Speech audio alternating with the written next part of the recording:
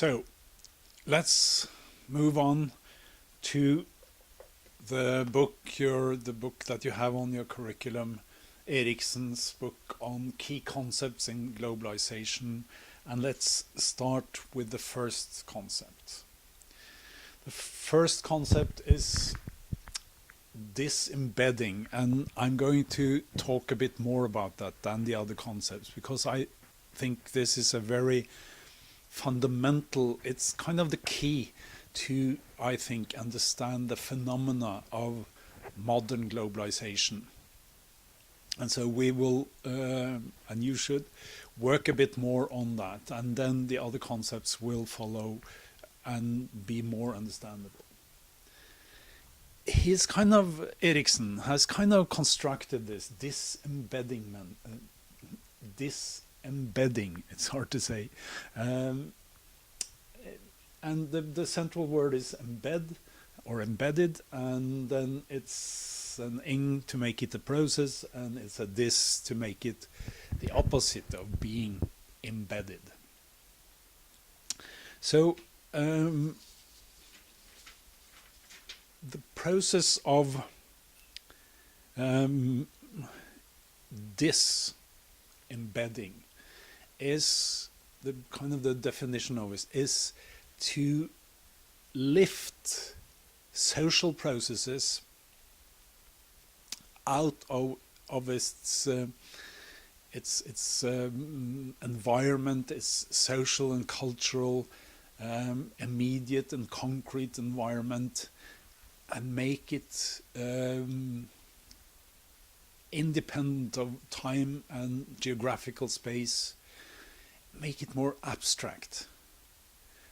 It's a process moving from the concrete, the direct face-to-face, to a abstract, to make distance, geographical space, as we already have talked a lot about, irrelevant.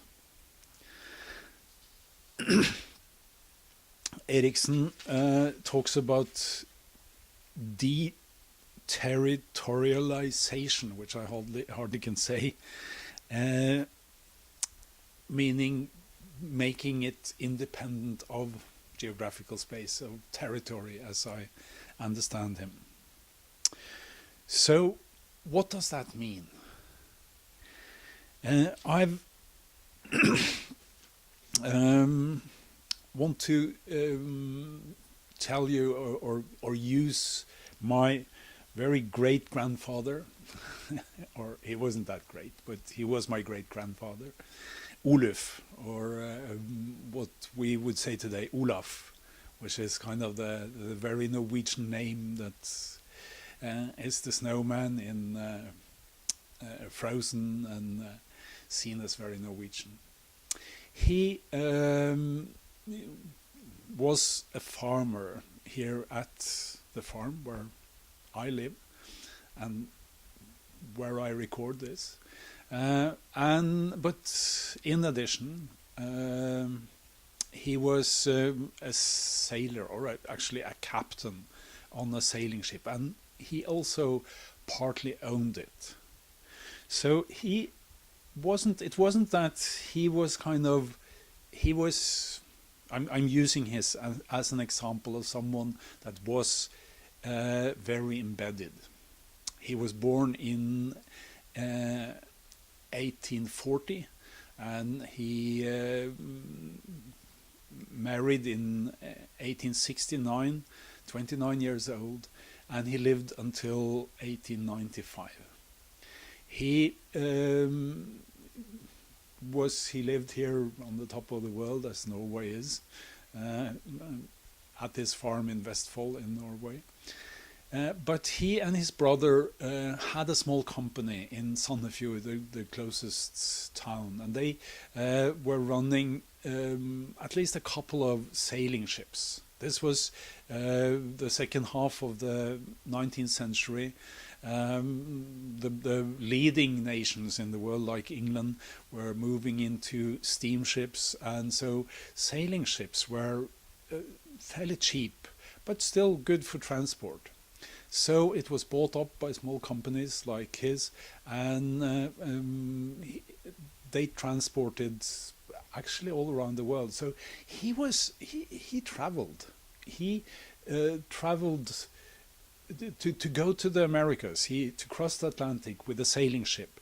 They had to cross down across the equator and catch the Pacific wind westwards, south of equator, up to the coast of Brazil, and then up through Caribbean, and then up to the eastern coast of the US, and then they could sail across the Atlantic on the northern part of north of the shortest way up to England, and then back to Norway if that's where they were going. My point is, Oluf, he traveled, he met people, he had seen England, probably France, or at least the coastal parts or the harbors there. These were sailing ships. They needed to go ashore, they needed fresh water, they needed food supplies. He probably was ashore in Brazil, in the Caribbean, up in Florida maybe, up along the coast up to New York or Boston, and definitely in Liverpool, in other harbors in England, as I said, in Denmark, in Sweden. He got around. He saw things. He met people. He probably met a lot of beautiful women, and yet, at the age of 29, when he was going to marry, he married the girl living about 2 kilometers from where he grew up. He probably knew her. He probably had known at least about her, probably her for most of his life. So why did he do that when he could pick and choose? I think one of the main thing was, and this is the point, he was embedded in the local community, even though he was traveling and seeing the world. And he was kind of locked in. And I think the most important element of that was the language. He probably didn't. He died in 1895, so I didn't know him, and neither did my father. So I don't know so much about him, but I'm pretty sure he didn't master English or French particularly well. He probably could do the shipping jargon, but he probably couldn't communicate extensively with other people than Norwegians, Danes and Swedes. So he was in that sense embedded in a locality by the language, but or a region at least. But also he for his livelihood, he depended on running the farm beside his work as a sailor. So he needed someone to stay at home, and he wanted someone to have children with, someone he could trust. And the ones he could trust was the people that he knew fairly much directly, or at least knew by relation. So he married someone he knew, he could trust. They shared values, they shared language, they shared what they wanted to do in life, and they could trust each other. In that sense, trust was based in a kind of to know each other. When he recruited the sailors for his ship, it was probably young men coming to the office where he had his two younger brothers running the office in Sandefjord, recruiting people that could come and say, well, I'm the son of him, I'm from that farm, I'm from that family. You know, they knew your father, or they knew someone that you know, and they can vouch for me. That was the social embedment. That is, in the language, in the values, in the culture, in religion. That was, he was embedded, he was kind of molded into that. Actually, I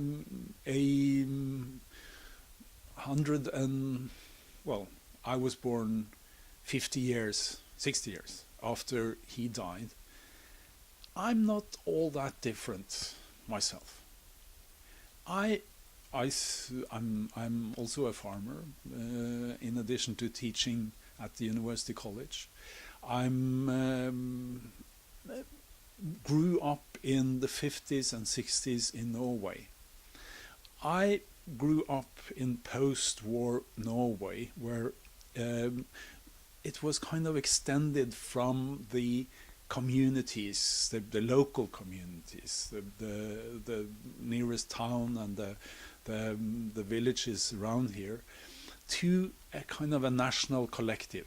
Post-war Norway was becoming very Norwegian. We had developed a sense of national identity for many years, since 1814, but that happened. So I became a Norwegian. I've been working with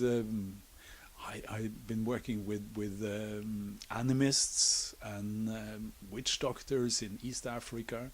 I've been working with Orthodox Coptic Christians in Egypt, Buddhists in Sri Lanka, Hindus in India, Muslims in Bosnia, in Kosovo, in Palestine, and I can communicate with them because, as I do now, I can speak English, so can they, so I can relate to them.